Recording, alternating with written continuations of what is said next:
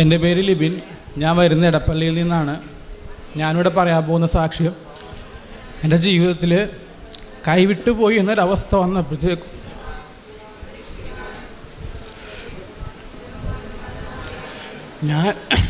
ഞാൻ ജൂണിൽ, അതായത് 2023 ജൂണിൽ എൻ്റെ ജോലിക്ക് വേണ്ടി ദുബായിൽ പോയി. അവിടെ ചെന്ന് 3 മാസം ഞാനവിടെ ഇരുന്നിട്ടും എൻ്റെ ജോലി ശരിയായില്ല. അത് കഴിഞ്ഞ് ഞാൻ തിരിച്ച് നാട്ടിൽ വന്നു. സങ്കടം കൊണ്ടാണ് കരയണത്. തിരിച്ച് നാട്ടിൽ വന്നപ്പോഴത്തേക്കും എനിക്ക് അവിടെ വെച്ച് തന്നെ ഒമാനിലേക്ക് ജോലി ശരിയായി. ഒമാനിലേക്ക് ജോലി ശരിയായപ്പോഴത്തേക്കും ഞാൻ നാട്ടിൽ തിരിച്ചെത്തി.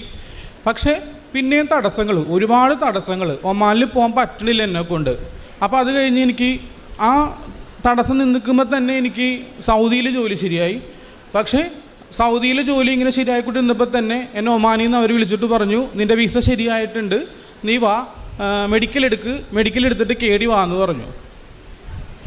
അങ്ങനെ ഞാൻ മെഡിക്കൽ എടുത്തപ്പോഴത്തേക്ക് ഞാൻ മെഡിക്കലിൽ അൺഫിറ്റായി. കാര്യം എനിക്ക് കുറേ നാളായിട്ട് ഷുഗറും അങ്ങനെയുള്ള രോഗങ്ങളൊക്കെ, കുറച്ച് അസുഖങ്ങളൊക്കെ ഉള്ള കൂട്ടത്തിലാണ്. അപ്പോൾ എൻ്റെ ബ്ലഡ് മൊത്തം ഇൻഫെക്ഷൻ ആയിരിക്കുകയാണ്.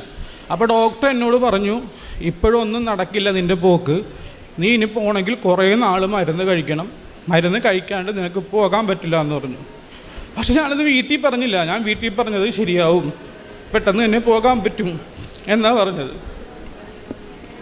അത് കഴിഞ്ഞിട്ട് ഞാൻ ഇവിടെ വന്നു. പിറ്റേ ദിവസം, അതായത് ഞാൻ മെഡിക്കലിലാണ് ഫിറ്റായിട്ട് പിറ്റേ ദിവസം ഞാനിവിടെ വന്നു. അപ്പോൾ എനിക്ക് കൃപാസനത്തിൽ വലിയ വിശ്വാസമൊന്നുമില്ല. കാര്യം എല്ലാവരും വരുന്നുണ്ട് പോകുന്നുണ്ട് എന്നുള്ളൊരിതല്ലാണ്ട് ഒരു വിശ്വാസമൊന്നും എനിക്കില്ല. പക്ഷേ അതിനു മുമ്പ് എൻ്റെ അമ്മ വന്നിട്ട് എനിക്ക് വേണ്ടി ഇവിടെ ഉടമ്പടി എടുത്തു, എൻ്റെ സങ്കടം കണ്ടിട്ട്. കാര്യം ഞാൻ വീട്ടിലിരുന്ന ആകെ പ്രശ്നങ്ങൾ, മാനസികമായിട്ട് ഭയങ്കര ബുദ്ധിമുട്ട്. അപ്പോൾ ഈ അവസ്ഥ കണ്ടിട്ട് എൻ്റെ അമ്മ വന്ന് എനിക്ക് വേണ്ടി ഉടമ്പടി എടുത്തു. അങ്ങനെ ആ ഉടമ്പടിയിൽ അമ്മ പോയിക്കൊണ്ടിരുന്നപ്പോൾ തന്നെയാണ് എനിക്ക് ഈ ഒമാനിലേക്കുള്ളത് ശരിയായത്. അങ്ങനെ മെഡിക്കലിൽ അൺഫിറ്റായപ്പോൾ ഇവിടെ വന്നു. പിറ്റേ ദിവസം ഞാനും എൻ്റെ ഭാര്യയും കൂടി വന്നു. എനിക്കൊരു ഭാര്യയും ഒരു മോളും കൂടി ഉണ്ട്. അപ്പോൾ ഞാനും എൻ്റെ ഭാര്യയും കൂടി ഇവിടെ വന്നു. ഞാനിവിടെ വന്ന് ഉടമ്പടി എടുത്തു. അപ്പോൾ ആ ഉടമ്പടി പത്രിക തന്നപ്പോഴത്തേക്കും അതിനകത്ത് എല്ലാവരും എഴുതുന്ന പോലെ തന്നെ നമ്മുടെ ഈ ആവശ്യങ്ങൾ ഞാൻ വാരി വെതറി അങ്ങോട്ട് എഴുതി. 6 ആവശ്യങ്ങളും ഞാൻ അങ്ങോട്ട് നിർത്തിപ്പിടിച്ച് അങ്ങോട്ട് എഴുതി. അത് ആ സിസ്റ്റർ പറഞ്ഞു തീരുന്നതിന് മുമ്പ് തന്നെ ഞാൻ എൻ്റെ ആവശ്യങ്ങൾ എഴുതി കഴിഞ്ഞു. ഈ 6 ആവശ്യങ്ങൾ ഞാൻ എഴുതി കഴിഞ്ഞു. അപ്പോൾ ആ സിസ്റ്റർ പറഞ്ഞു, നിങ്ങൾക്ക് ആ ലാസ്റ്റ് ആ ഒരു ഇത് ഒഴിച്ചിടണം, ആ 6ാമത്തെ ആവശ്യം നിങ്ങൾ യേശുവിന് വേണ്ടി സമർപ്പിക്കുന്നു പറഞ്ഞു. പക്ഷേ അതിനു മുമ്പ് ഞാൻ എൻ്റെ ആവശ്യങ്ങൾ എഴുതി കഴിഞ്ഞായിരുന്നു. അങ്ങനെ ഞാൻ ഉടമ്പടി എടുത്ത് വീട്ടിൽ ചെന്ന് എല്ലാവരെപ്പോഴും തന്നെ പത്രം കൊടുക്കാനും കുറച്ച് മടിയൊക്കെ ആയിരുന്നു. എങ്ങനെയൊക്കെയോ കൊടുത്തു. കാര്യം ഭയങ്കര ചമ്മലായിരുന്നു. പിന്നെ എല്ലാ ദിവസവും പ്രാർത്ഥിക്കും. അതായത് അതുവരെ പ്രാർത്ഥനയൊന്നും എനിക്ക് ഉണ്ടായിരുന്നില്ല. ഉടമ്പടിക്ക് ശേഷം ഞാൻ എല്ലാ ദിവസവും 7 മണിന്നൊരു സമയമുണ്ടെങ്കിൽ ഞാൻ എൻ്റെ വീട്ടിലെല്ലാവരെയും വിളിച്ചിട്ട് ഞങ്ങൾ പ്രാർത്ഥന ചൊല്ലും. ഉടമ്പടി പ്രാർത്ഥന എല്ലാം ചൊല്ലും, ബൈബിൾ വായിക്കും. പക്ഷേ ആ ബൈബിളിലൂടെ കിട്ടണത് സത്യം പറഞ്ഞാൽ എനിക്ക് അത്ഭുതമാണ്. കാര്യം നമ്മുടെ ജീവിതത്തിൽ എൻ്റെ ജീവിതത്തിൽ ഇപ്പം നടക്കുന്ന കാര്യങ്ങളാണ് ഞാൻ ആ ബൈബിളിലൂടെ വായിച്ചുകൊണ്ടിരുന്നത് വെച്ചത്. ഓരോ ബൈബിൾ വാക്യം എടുക്കുമ്പോഴും ഈ സങ്കീർത്തനമൊക്കെ വായിക്കുമ്പോൾ സത്യം പറഞ്ഞാൽ കണ്ണ് നിറഞ്ഞു. ഞാൻ ഭയങ്കര സങ്കടപ്പെട്ടിരുന്ന സമയങ്ങളിലൊക്കെ ഞാൻ ബൈബിളെടുത്ത് വായിക്കുമ്പോഴത്തേക്ക് കിട്ടണ വചനങ്ങൾ എന്ന് പറഞ്ഞാൽ ഭയങ്കര ശക്തിയുള്ള വചനങ്ങളാണ്. അങ്ങനെ ഞാൻ മരുന്ന് കഴിക്കുന്നുണ്ട്. ഞാൻ എല്ലാ ദിവസവും മരുന്ന് കഴിക്കുമ്പോഴത്തേക്കും എൻ്റെ വീടിൻ്റെ മേളിൽ എനിക്കൊരു ടേബിളുണ്ട്. ആ ടേബിളിലാണ് ഞാൻ ഈ കൃപാസനത്തിൻ്റെ പത്രികയും എല്ലാം വെച്ചേക്കണത്. ആ മരുന്ന് എടുത്ത് ഞാൻ ആ മാതാവിൻ്റെ മുമ്പിൽ വെച്ചിട്ടാണ് ഞാൻ വിശ്വാസ പ്രമാണം ചൊല്ലിയിട്ടാണ് ഞാൻ മരുന്ന് കഴിക്കണത്. രാവിലെയും രാത്രി ഞാൻ അങ്ങനെ മരുന്ന് കഴിക്കും. അങ്ങനെ വീണ്ടും ഒമാനിൽ നിന്നുള്ള വിളി വന്ന് മെഡിക്കൽ എടുക്ക്. അപ്പോൾ വീട്ടുകാർക്ക് അറിയില്ലല്ലോ, ഡോക്ടറിനോട് പറഞ്ഞേക്കണത് കുറേ നാൾ കഴിക്കണം. അപ്പോൾ ഞാൻ വീട്ടുകാരോട് പറഞ്ഞിട്ടില്ല ഈ കാര്യം. അങ്ങനെ ഓരോ ദിവസവും മെഡിക്കൽ എടുക്ക്. അപ്പോൾ എൻ്റെ ഉള്ളിലെ ചിന്തയെന്ന് വെച്ചിട്ടുണ്ടെങ്കിൽ, ഇനി ഞാൻ മെഡിക്കൽ എടുത്ത് ഇനി ഞാൻ തോറ്റു പോയിട്ടുണ്ടെങ്കിൽ ഞാൻ എന്ത് പറയും? എനിക്കൊന്നുമില്ല പറയാനായിട്ട്. അങ്ങനെ ഞാൻ ഡിസംബർ 15-ാം തീയതിയാണ് ഉടമ്പടി എടുത്തത്. ഞാനങ്ങനെ പ്രാർത്ഥിച്ച് എല്ലാ ചൊവ്വാഴ്ചകളിലും ഞാൻ ഓൺലൈനിൽ ഇരുന്ന് ലൈവായിട്ട് തന്നെ അച്ഛൻ്റെ ധ്യാനം കൂടും.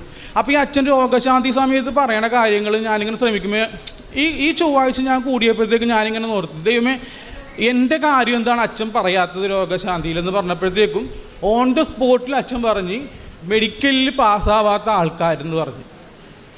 അപ്പോൾ ഞാൻ ചിന്തിച്ചു, ദൈവമേ എൻ്റെ സമയം ആയിക്കാണും, എനിക്ക് പേടി വന്നാലും മെഡിക്കലിൽ പോകാനായിട്ട് എൻ്റെ സമയം ആയിക്കാണെന്ന് വിചാരിച്ചിട്ട് ഞാൻ ഇന്നലെ മെഡിക്കൽ എടുക്കാൻ വേണ്ടി പോയി. ഇന്നലെ മെഡിക്കൽ എടുക്കാൻ വേണ്ടി പോയപ്പോഴത്തേക്കും ഞാൻ രാവിലെ എണീറ്റ് പ്രാർത്ഥനയൊക്കെ ചൊല്ലിക്കഴിഞ്ഞ് ഞാൻ ആ രാവിലെ തന്നെ ഞാൻ ബൈബിൾ വായിക്കും. ബൈബിൾ വായിച്ചപ്പോൾ എനിക്ക് കിട്ടിയ വചനം എന്ന് പറഞ്ഞിട്ടുണ്ടെങ്കിൽ ദേവാലയത്തിൻ്റെ പുനരുദ്ധീകരണം എന്നിട്ടുള്ളൊരു ഇതാണ് എനിക്ക് കിട്ടിയത്. പക്ഷേ അതിലൊന്നുമല്ല, എനിക്ക് അതിനകത്ത് ഒരു തീയതി 24 എന്നുള്ള തീയതി ഇങ്ങനെ എടുത്തെടുത്ത് പറയുന്നുണ്ട് 2-3 പ്രാവശ്യം. അപ്പോൾ ഞാൻ നോക്കിയപ്പോഴത്തേക്കും അത് 24-ാം തീയതി ഇന്നലെ ആയിരുന്നു. ഞാൻ കുളിച്ച് റെഡിയായി. വീണ്ടും ഞാൻ പോണ സമയത്ത് ഞാൻ പറഞ്ഞു മാതാവിൻ്റെ അടുത്ത് നിന്നിട്ട് പറഞ്ഞു, അമ്മ ഞാൻ പോവാണ് എന്ന് പറഞ്ഞു. ഞാൻ ബൈബിൾ എടുത്തപ്പോഴത്തേക്കും കിട്ടിയ വാക്യം, നിങ്ങളുടെ ദുഃഖം സന്തോഷമായി മാറും. ആ ഒരു വേടാണ് എനിക്ക് കിട്ടിയത്. ഞാൻ പോയിട്ട് മെഡിക്കലെടുത്തു. അവിടെ നിന്നില്ല, ഞാൻ തിരിച്ച് വീട്ടിലോട്ട് വന്നു. കാര്യം ഇനി അവിടെയും കാലം നിന്ന് അത് പാസ്സായില്ലെങ്കിൽ വെറുതെ ഇനി നാണം കേടണ്ടല്ലോ, അല്ല അങ്ങനത്തെയൊക്കെ ചിന്ത കൊണ്ട് ഞാൻ നേരെ പള്ളിയിൽ പോയിരുന്നു, കൊന്ത ചൊല്ലി വീട്ടിൽ വന്നു കഴിഞ്ഞ് ഒരു 3:30 മണിക്കാണ് എനിക്ക് ഇത് തരാമെന്ന് പറഞ്ഞേക്കണത്. അപ്പോൾ ഞാനിങ്ങനെ ഇപ്പോൾ കൂടുതൽ സമയം ഫോണിൽ ഇങ്ങനെ യേശുവിൻ്റെ വചനങ്ങൾ കേൾക്കുമ്പോഴത്തേക്കും ഏതോ ഒരു അച്ഛൻ ഇങ്ങനെ പറയുന്ന സാഹചര്യം ഉണ്ടായിരുന്നു. ഉച്ചക്ക് 3 മണിക്കാണെങ്കിലും രാത്രി 3 മണിക്കാണെങ്കിലും നിങ്ങൾ പ്രാർത്ഥിക്കണം, അതാണ് യേശു ജീവൻ വിടിഞ്ഞ സമയം, അത് നിങ്ങൾക്ക് അത്ഭുതങ്ങൾ പ്രവർത്തിക്കുമെന്ന് പറഞ്ഞു. അങ്ങനെയാണ് 3 മണിക്ക് ഞാൻ ഇരുന്ന് പ്രാർത്ഥിച്ചുകൊണ്ട്. അപ്പോൾ എൻ്റെ ഫോണിൽ അവരുടെ PDF വന്നു.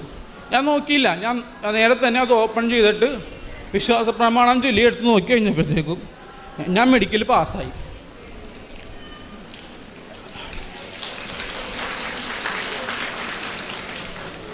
എൻ്റെ വിസയം വന്നിട്ടുണ്ട്, എൻ്റെ വിസയം ഇതിനകത്ത് തന്നെയുണ്ട്. അപ്പോൾ സത്യം പറഞ്ഞാൽ എനിക്ക് സങ്കടമാണോ വന്നത്, സന്തോഷമാണോ വന്നത്, ഞാൻ അവിടെ നിന്ന് അങ്ങോട്ട് കരഞ്ഞു. കാര്യം ഒരു പ്രതീക്ഷയില്ലായിരുന്നു. കാര്യം ജീവിതം കൈവിട്ടൊരവസ്ഥ തന്നെയാണ് ഞാനിവിടെ വന്നത്. അങ്ങനെ വന്നപ്പോഴത്തേക്കും ഞാൻ മെഡിക്കൽ പാസ്സായി, എൻ്റെ വിസ വന്നു. എനിക്ക് അടുത്ത മാസം 15-ാം തീയതിക്കുള്ളിൽ കയറിപ്പോവാം, എൻ്റെ ജോലിക്ക് വേണ്ടി എനിക്ക് കയറിപ്പോവാം. ഞാനിപ്പോൾ മെഡിക്കൽ എടുക്കാമെന്ന് വെച്ചിട്ടുണ്ടെങ്കിൽ എനിക്ക് അവരടിക്കണത് ഫസ്റ്റ് 1 മന്ത് വിസിറ്റിംഗ് വിസയാണ്. അവിടെ ചെന്നിട്ടാണ് മെഡിക്കൽ എടുക്കാൻ വേണ്ടി പറ്റുള്ളൂ. പക്ഷേ അവിടെ ചെന്ന് കഴിഞ്ഞിട്ട് ഞാൻ മെഡിക്കലിൽ പാസ്സായില്ലെങ്കിൽ ഞാൻ വീണ്ടും തിരിച്ച് നാട്ടിലോട്ട് വരേണ്ടി വരും. അത് ഭയങ്കര ഒരു അവസ്ഥയാണ്. കാര്യം ഒരു പ്രാവശ്യം പോയി കഴിഞ്ഞ് തിരിച്ച് വന്നതിൻ്റെ അവസ്ഥ എനിക്ക് നന്നായിട്ട് അറിയാവുന്നതുകൊണ്ട്. പക്ഷേ അപ്പോഴും ഞാൻ ചിന്തിച്ചത് വേറൊന്നുമല്ല, ചിലപ്പോൾ ഈ 3 മാസം ഞാൻ അവിടെ പോയിട്ട് എൻ്റെ ജോലി സംബന്ധ കാര്യങ്ങൾ പ്രശ്നങ്ങൾ ഉണ്ടായതൊക്കെ ഈ രോഗം എനിക്ക് ദൈവം എന്ന ലോട്ടറിയാണ് സത്യം പറഞ്ഞിട്ടുണ്ടെങ്കിൽ. ആ ലോട്ടറി അടിച്ചത് എനിക്ക് ദൈവത്തിനെയും മാതാവിനെയും കിട്ടിയ ആ ലോട്ടറിയിലൂടെ. അത് ഞാൻ എവിടെയും പറയും. കാരണം എന്ന് വെച്ചിട്ടുണ്ടെങ്കിൽ ഒട്ടും വിശ്വാസമുണ്ട്, വിശ്വാസമില്ലെന്ന് ഞാൻ പറയുന്നില്ല. പക്ഷേ നമ്മൾ പ്രാർത്ഥിക്കാൻ വേണ്ടി ഒരു സമയം ഞാൻ എൻ്റെ ജീവിതത്തിൽ കണ്ടെത്തിയിട്ടില്ല. പക്ഷേ ഈ ഉടമ്പടിക്ക് ശേഷം ഞാൻ പ്രാർത്ഥിക്കാനായിട്ട് എൻ്റെ സമയം ഞാൻ ഒരുപാട് കണ്ടെത്തുന്നുണ്ട്. വിശ്വാസ പ്രമാണം ചൊല്ലാനായിട്ടാണെങ്കിലും നേരത്തെയൊക്കെ വിശ്വാസ പ്രമാണം ചൊല്ലും, ഒരു ദിവസം 9 പ്രാവശ്യം ചൊല്ലും. പക്ഷേ അത് നടക്കണ വഴിയിൽ അങ്ങോട്ടും ഇങ്ങോട്ടും നടക്കുമ്പോഴൊക്കെ ചൊല്ലും.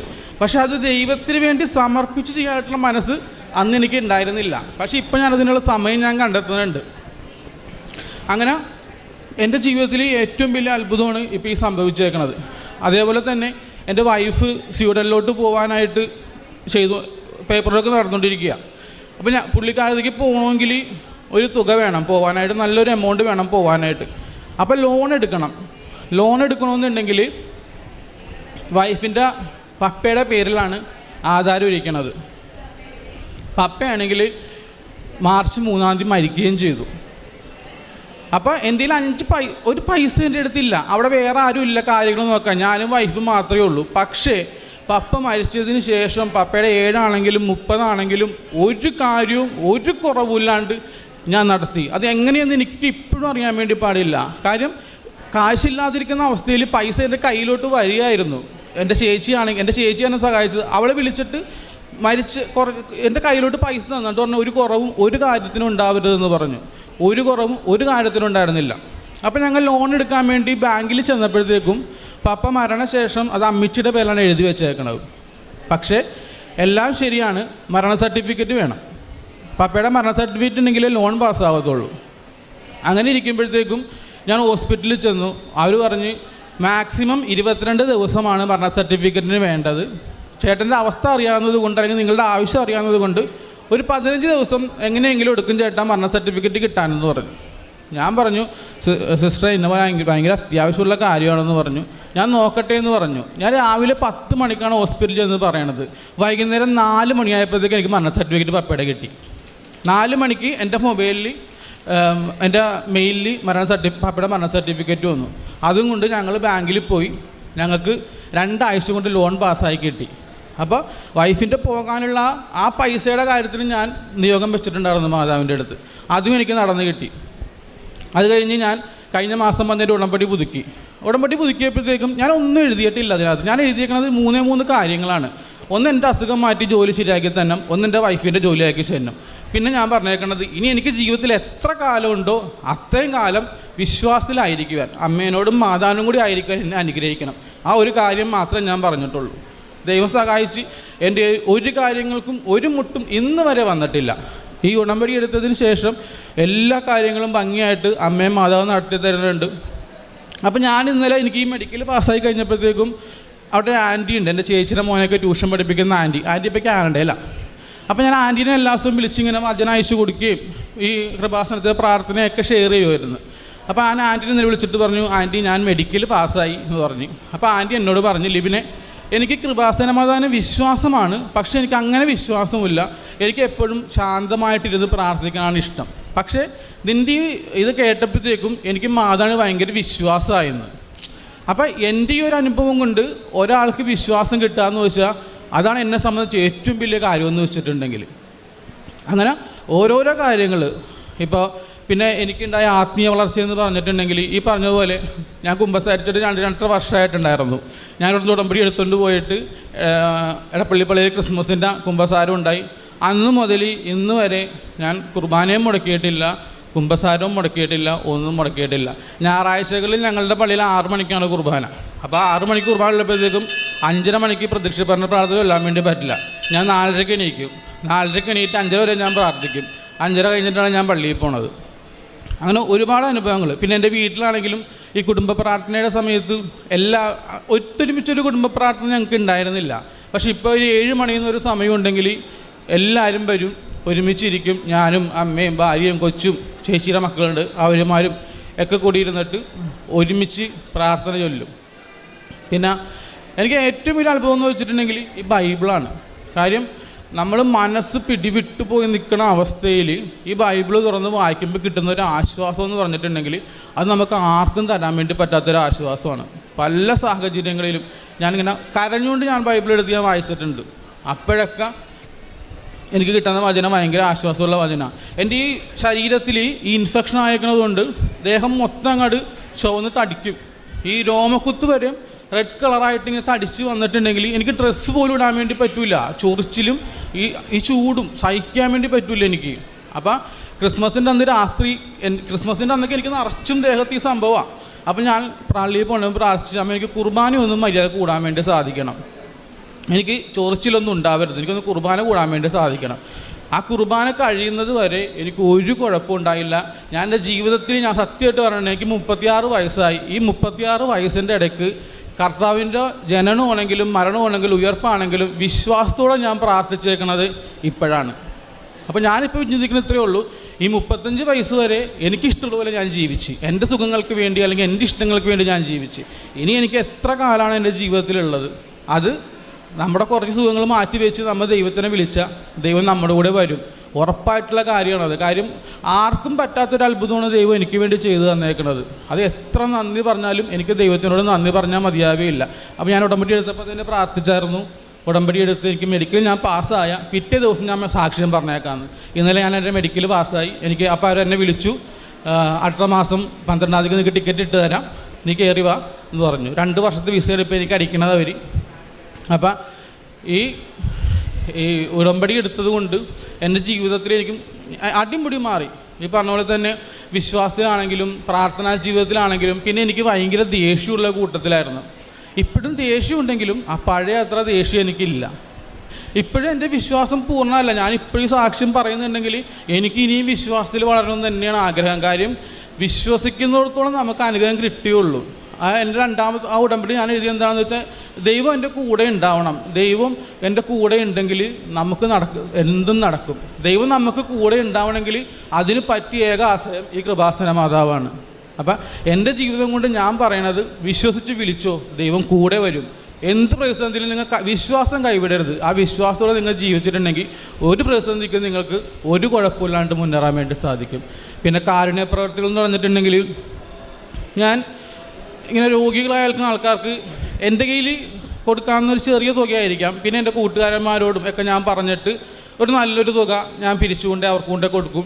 പിന്നെ ഈ റോട്ടിലിരുന്ന് ഇരിക്കുന്ന ആളുകൾക്ക് വീട്ടിൽ വെച്ച് തന്നെ ഞങ്ങൾ ഭക്ഷണം ഉണ്ടാക്കി 15 പൊതിയും 20 പൊതിയൊക്കെ ആയിട്ട് ഞാനും വൈഫും മോളെ കൂടി കൊണ്ട് കൊടുക്കും.